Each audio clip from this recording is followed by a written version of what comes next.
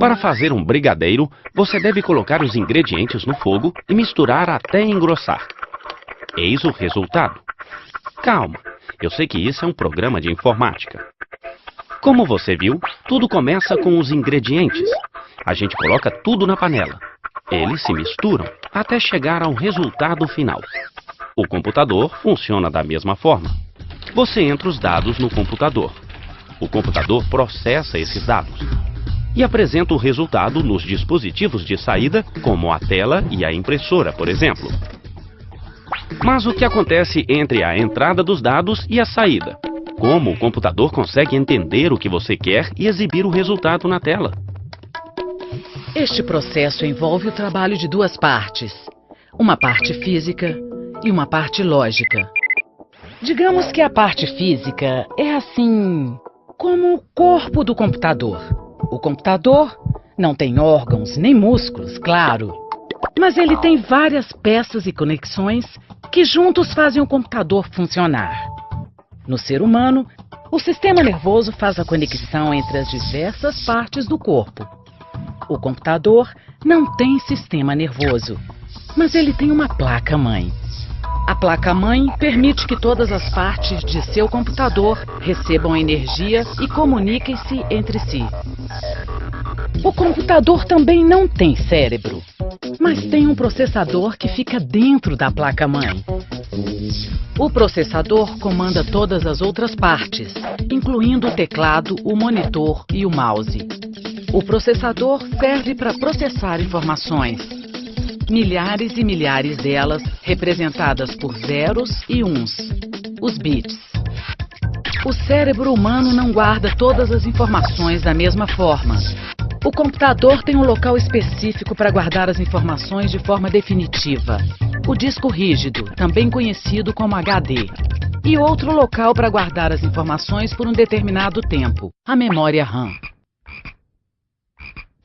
Então a foto do meu primeiro beijo deve estar aqui, em algum lugar do disco rígido.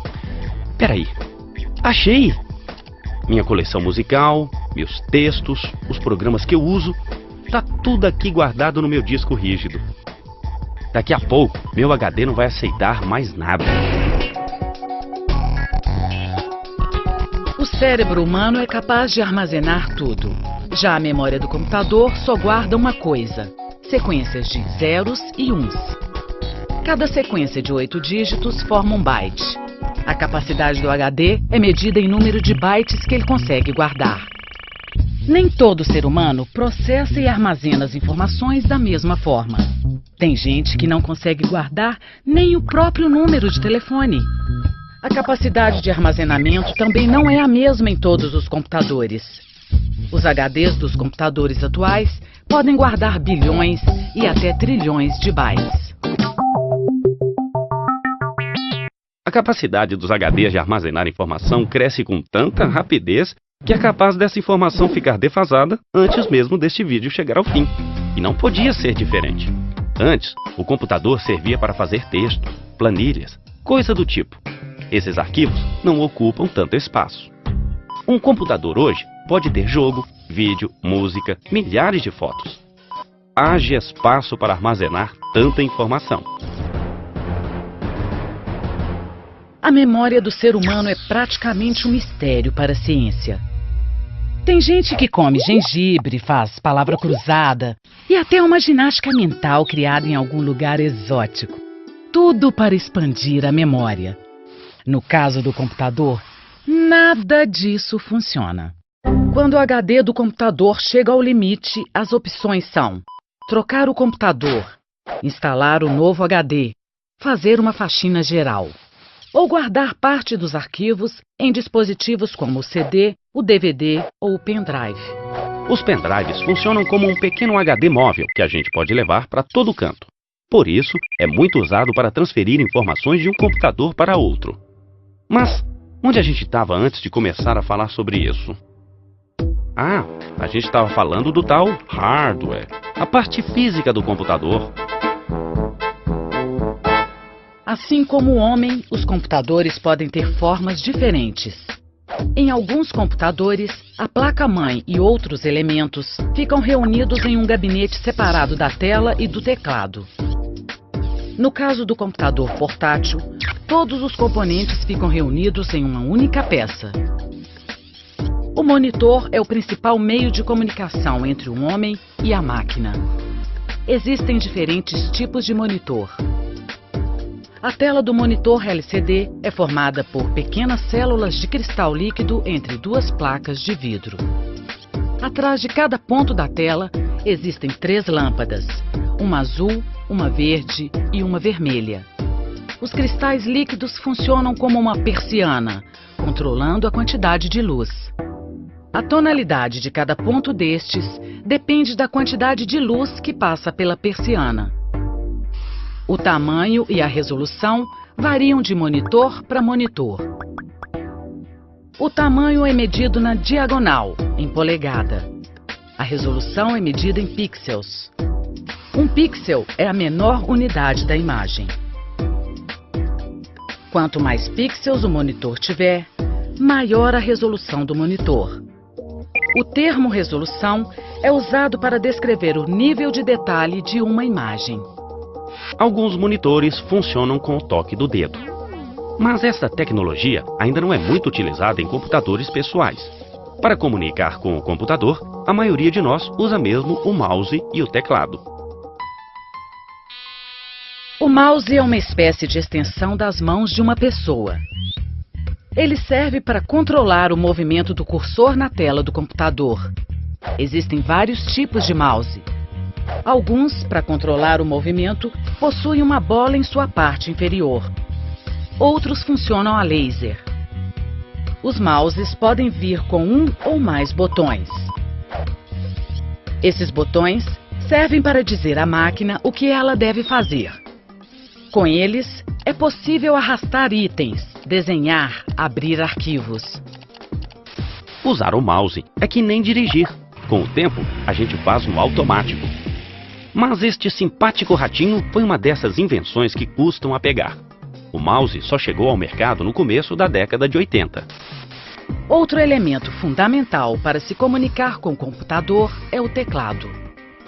Todas estas partes formam o corpo do computador, o hardware. Mas o computador não tem só um corpo feito de aço, silício e outros materiais. Tem coisas que a gente não pode tocar, mas que a gente usa o tempo todo, certo? Tudo que aparece na tela do seu computador é o software. Se o hardware é a parte física, o software é a parte lógica. Um computador pode ter diversos softwares. Existe software para projetar prédio, criar planilha, escrever textos ou criar uma animação. Todo computador tem um software principal, o sistema operacional. Ele funciona como um maestro. Ele rege o trabalho do software e do hardware e permite que você guarde programas e dados nos HDs. Se você usou o computador uma única vez, com certeza usou o sistema operacional. Todo computador já vem com um instalado. O computador não funciona sem ele. Você já deve ter ouvido falar no Windows, no macOS e o Linux.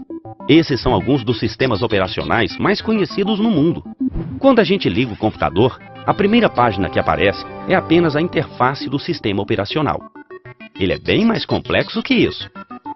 Graças a ele, eu tenho acesso a tudo no computador. O curioso é imaginar como os programadores conseguem criar softwares tão sofisticados. O software nada mais é do que uma lista de instruções criadas por programadores para resolver um determinado problema. Vamos supor que o problema seja fazer um quadrado. Vamos criar uma lista de instruções.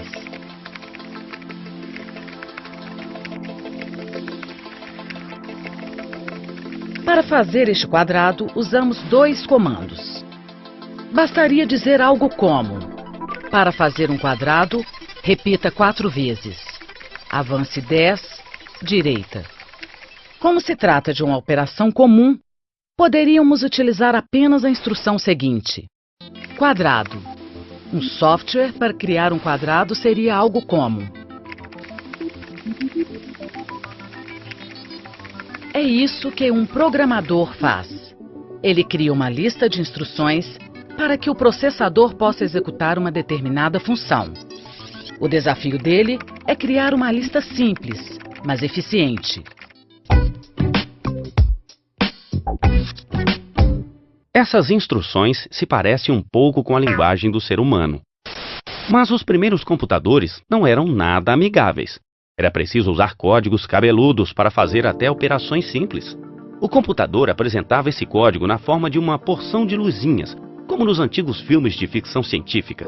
Esses eram os computadores antigos, com muito hardware e pouco software. Nos primórdios da informática, o valor final de um computador estava todo concentrado no hardware e não nos programas. Hoje, o software é a parte mais sofisticada e mais cara do computador. Uma alternativa são os softwares gratuitos, conhecidos como softwares livres. A receita desses softwares é livre.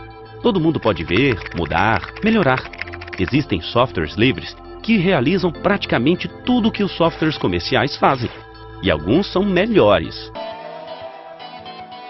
Gratuitos ou não, o fato é que os softwares dão vida ao computador. Graças a ele, é possível realizar atividades tão distintas quanto ver vídeos, editar música, gerenciar a venda de produtos em uma empresa, jogar, diagramar livros, organizar arquivos ou simplesmente escrever um texto.